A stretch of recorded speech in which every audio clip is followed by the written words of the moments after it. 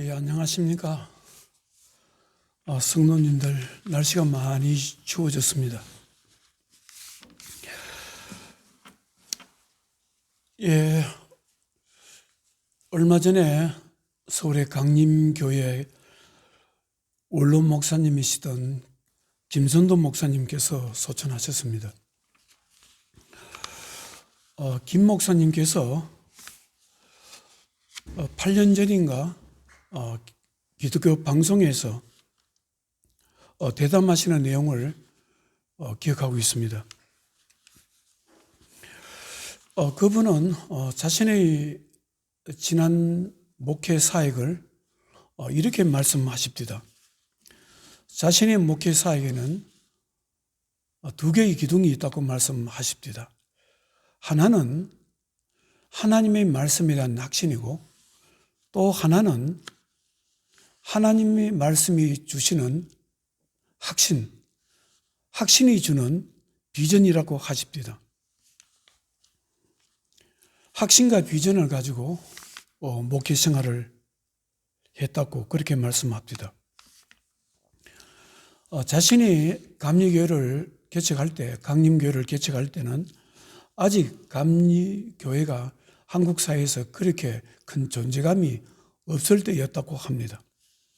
여의도 순복음교회가 크게 일어나고 있었고, 명동에 영락교회가, 한경직 목사님 영락교회가 크게 인정받고 있을 때였다고 합니다. 자신도 하나님 말씀에 대한 확신을 가지고 꿈과 비전을 가지고 강림교회를 한번 일으켜 봐야 되겠다, 그런 생각으로 개척했는데, 그 결과 강림교회는 세계적인 교회로 서게 되었죠. 김 목사님께서 말씀하시는 말씀에 대한 확신과 말씀 안에서 가질 수 있는 이 비전으로 목회를 하셨다는 말씀을 하시는데, 이 말씀은 김성도 목사님에게만 해당되는 것이 아니고 하나님의 자녀라면 누구든지 세상을 살아갈 때 하나님 말씀에 대한 확신과 말씀이 주는 그 비전으로 살아가야 된다고 저는 생각합니다. 여러분들은 믿음 생활을 하시면서 무엇 때문에 믿음 생활을 시작할 수 있었고, 어려움이 왔을 때 어떤 힘으로 견디고 있습니까? 아마 확신일 것입니다.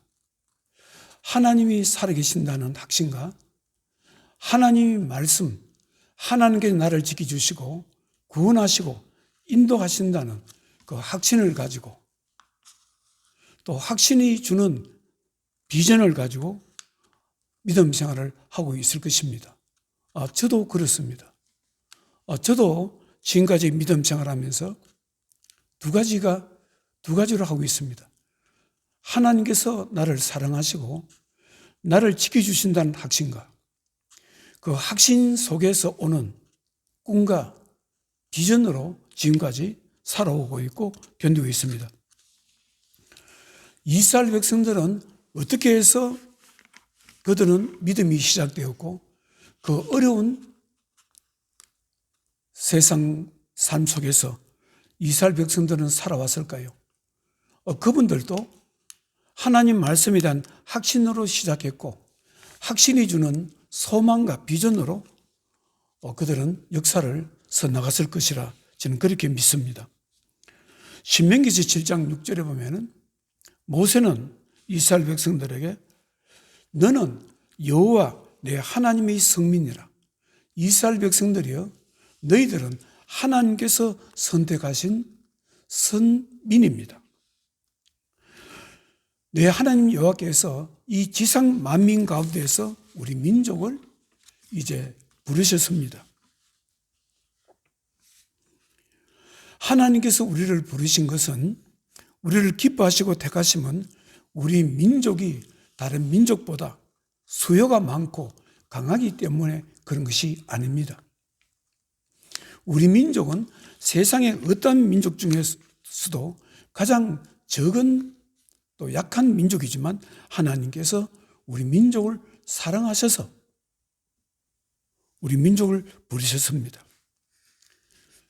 이스라엘 백성들은 이 하나님께서 자신의 민족을 선택하시다는 확신을 가지고 그 확신에서 오는 소망을 가지고 믿음 생활을 해올 수 있었고, 지금 그 조그마한 소수 민족이 세계적인 강국으로 발돋움할 수 있었습니다. 사랑하는 성도 여러분, 하나님의 말씀에 대한 확신이 없다면 신앙생활은 힘을 잃게 되는 것입니다. 하나님께서 나를 사랑하신다는 확신이 없다면 신앙생활은 올바르게 힘있게 할 수가 없습니다. 여러분들은 신앙생활 하면서 어떤 말을 많이 들어보았습니까? 저는 지난날 신앙생활 할 때 목사님으로부터 또 선배님으로부터 이런 말을 많이 들었습니다. 성령 충만함을 받아야 됩니다. 성령을 받아야 됩니다. 성령을 받지 못하면 목회한다는 것은 참으로 힘듭니다. 그런 말을 저는 참으로 많이 들었습니다.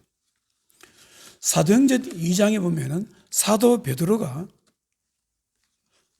오순절날 사도 베드로의 설교를 듣고 감동을 받은 유대인들에게 어떻게 말씀을 하고 있습니까? 사도행전 2장 37절에 그들이 이 말을 듣고 베드로의 설교를 듣고 마음에 찔려 베드로와 다른 사도들에게 물어 이르되 형제들아 우리가 어찌할꼬 우리가 어떻게 하시면 되겠습니까? 물었습니다. 그때 베드로는 사도행전 2장 38절에 너희가 회개하여 예수 그리스도의 이름으로 세례를 받고 제사함을 받으라. 그러면은 성령을 선물로 받게 된다고 말씀을 하십니다.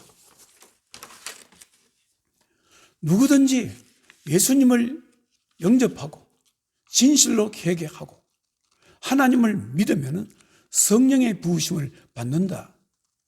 이것은 하나님의 약속이라고 사도 베드로는 말씀을 하셨습니다. 그러면 왜 사도 베드로는 예수님을 영접하고 죄를 회개하라고 하셨을까요?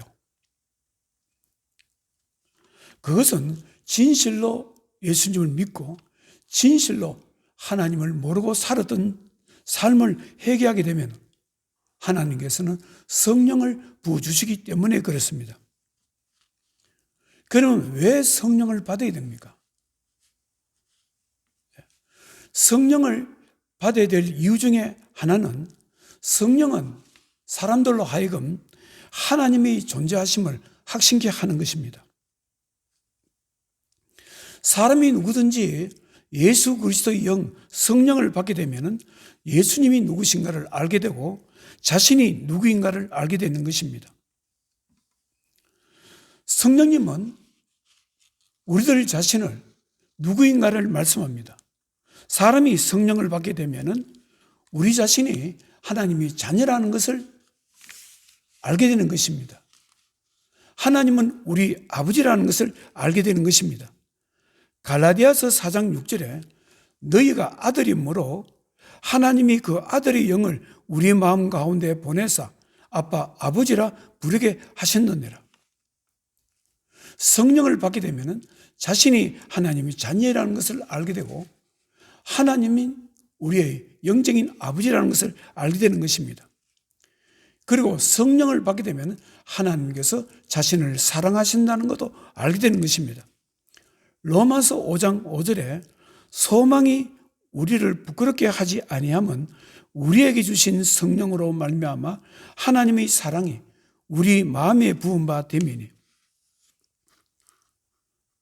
성령은 우리가 하나님의 자녀라는 것을 확신케 해주시고 성령은 우리가 하나님의 사랑을 받고 있는 존재라는 것을 확신케 해주고, 성령을 받게 되면 하나님께서 우리와 함께 하신다는 것을, 함께 하신다는 믿음을 가지게 되는 것입니다. 60년대, 70년대 청평에 한울산 기도원에 이천성 목사님께서 한울산 기도원을 세워서 수많은 영혼들을 예수님 품으로 인도하셨습니다. 어떻게 해서 이천성 목사님이 그 수많은 인생들을 예수님 품으로 인도하실 수 있었습니까? 그것은 이천성 목사님에게 하나님의 능력이 함께 하셨기 때문에 그렇습니다. 이천성 목사님은 서울의 삼각산 능력봉에서 40일간 금식 기도를 했습니다. 금식 기도를 하고 하나님이 응답을 받았습니다. 응답은 하나님께서 나의 능력이 너와 함께 하신다는 것이었습니다.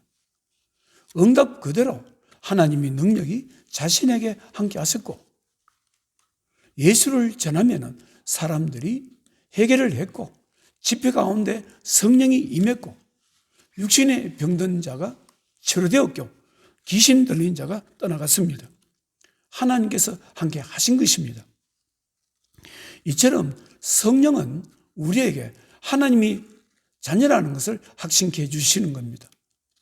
사랑하는 성도 여러분, 여러분들은 하나님의 자녀가 하나님이 존재하심과 하나님 말씀에 대한 확신을 가지고 살아간다는 것을 어떻게 생각하십니까? 하나님의 자녀가 하나님의 존재하심과 하나님 말씀에 대한 확신 없이 살아간다는 것과 어떤 차이가 있다고 생각하십니까? 별로 차이가 없다고 생각하십니까? 확신을 가지고 살아가는 것과 확신이 없는 상태로 살아가는 것과 차이가 없다고 생각하십니까? 그러나 현실적인 삶에서는 엄청난 차이가 있습니다. 특히 자신의 삶의 환경이 어렵고 내일에 대해서 희망이 보이지 않을 때, 신앙인이 하나님이 존재하신가 말씀에 대한 확신을 가진다는 것은 그 사람으로 하여금 하나님께 소망을 가지고 살아갈 수 있는 힘을 주시는 것입니다. 신앙인이 하나님 말씀에 대한 확신과 구원에 대한 확신과 인도하심에 대한 확신과 도우심에 대한 확신을 가지게 되면 그 확신이 신앙인을 강하게 만들어주고 담대하게 만들어주고 소망을 가져다 주는 것입니다. 오늘 성경 말씀은 하박국서입니다. 하박국서는 하나님의 존재하심과 말씀에 대한 확신이 사람으로 하여금 얼마나 큰 용기와 담대함을 줄 수 있는가를 말씀하고 있습니다. 하나님이 존재하심이 얼마나 사람들로 하여금 힘든 삶 가운데서도 삶의 여유를 주고 소망을 줄 수 있는가를 가르쳐주는 말씀입니다. 그래서 저도 지난날 저희 삶이 암울하고 참으로 힘들고 눈에 보이지 않을 때는 저는 하박국서를 즐겨보았습니다. 하박국서를 읽고 또 읽어보았습니다. 그리고 위로를 받고 힘이 얻었습니다. 하박국 선지자가 사역하는 시대는 유다 백성이 바벨론의 침공을 받기 전이었습니다. 나라는 총체적으로 힘들었습니다. 정치적으로, 경제적으로, 사회적으로, 영적으로 온 세상이 혼란에 빠져 있던 시대였습니다. 하박국 선지자는 세상이 돌아가는 모습을 보면서 마음속에 슬픔과 분노 속에 있었습니다. 이러한 상황 속에서 하나님의 인도하심, 하나님의 뜻을 묻기 위해서 하박국 선지자는 기도하고 기도했습니다. 하박국서 1장 3절에 어찌하여 내게 죄악을 보게 하시며 패역을 눈으로 보게 하시나이까?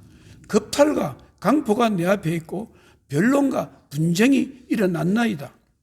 율법이 해이지고 정의가 시행되지 못하고 있습니다. 무엇을 말합니까? 세상에 그야말로 영적인 어둠이 있었고 혼란이 속에 있었다는 말씀입니다. 이러한 상황 속에서 하나님이 뜻을 묻습니다.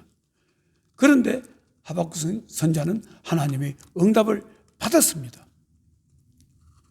응답을 받는 것은 참 무서운 응답이었습니다. 멀지 않은 시간에 바빌론이 침공이 있을 것이고 너희 나라는 유대 나라는 초토화되게 될 것이고 너희들은 포로로 붙들려 가게 된다. 얼마나 놀랐겠습니까? 얼마나 무서운 응답이었습니까? 그러나 그런 가운데 하박국 선지자는 힘을 얻을 수 있었습니다. 그것은 하나님께서 살아계신다는 것입니다. 하박국서 2장 20절에 오직 여호와는 그 성전에 계시니 온 땅은 그 앞에서 잠잠할지니라. 하나님께 계신다는 것입니다. 세상이 아무리 어려워도 하나님이 계신다는 것입니다.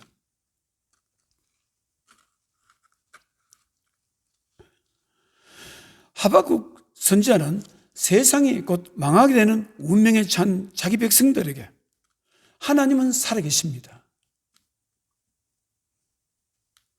우리는 이 어려운 시간에 하나님을 바라봐야 됩니다. 무서워할 일도 없습니다. 두려워할 일도 없습니다. 우리가 할 일은 하나님을 바라보는 것입니다. 그러면서 유대인들에게, 유대 백성들에게 그들을 격려했습니다. 하박국 선지자는 응답을 받았을 때 자기가 얼마나 그 충격 속에 있었다는 것을 성경은 말씀하고 있습니다.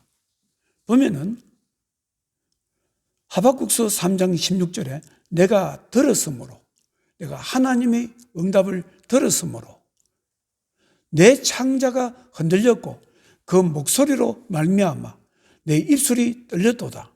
무엇을 말합니까? 창자가 흔들렸고 입술이 떨렸다. 부들부들 떨렸다, 이 말씀입니다. 무리가 우리를 치러 올라오는 환난 날을 내가 기다림으로 석이는 것이 내 뼈에 들어왔으며 내 몸은 처소에서 떨리는 도다. 무엇을 말합니까? 환난 날이 이제 다가오고 있기 때문에 내 뼈가 썩어 들어가고 있다.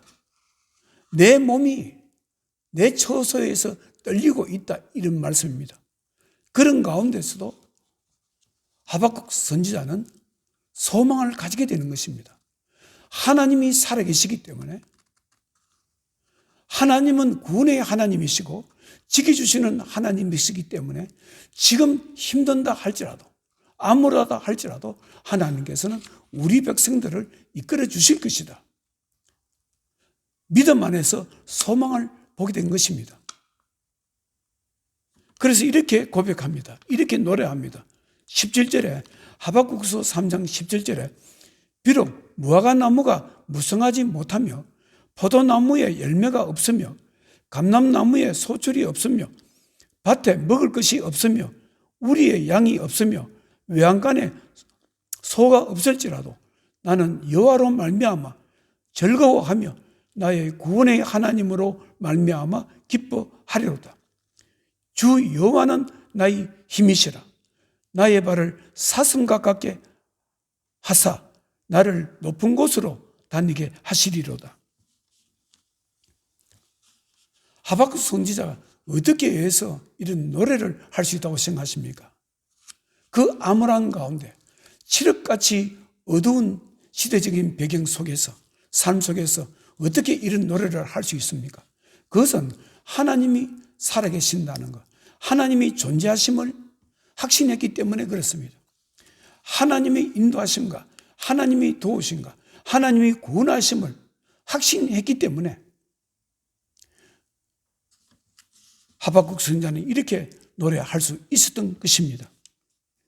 사랑하는 성도 여러분, 성령의 위대한 믿음의 사람들은 고난과 시련에 처했을 때 무엇을 확신하면서 살았을까요?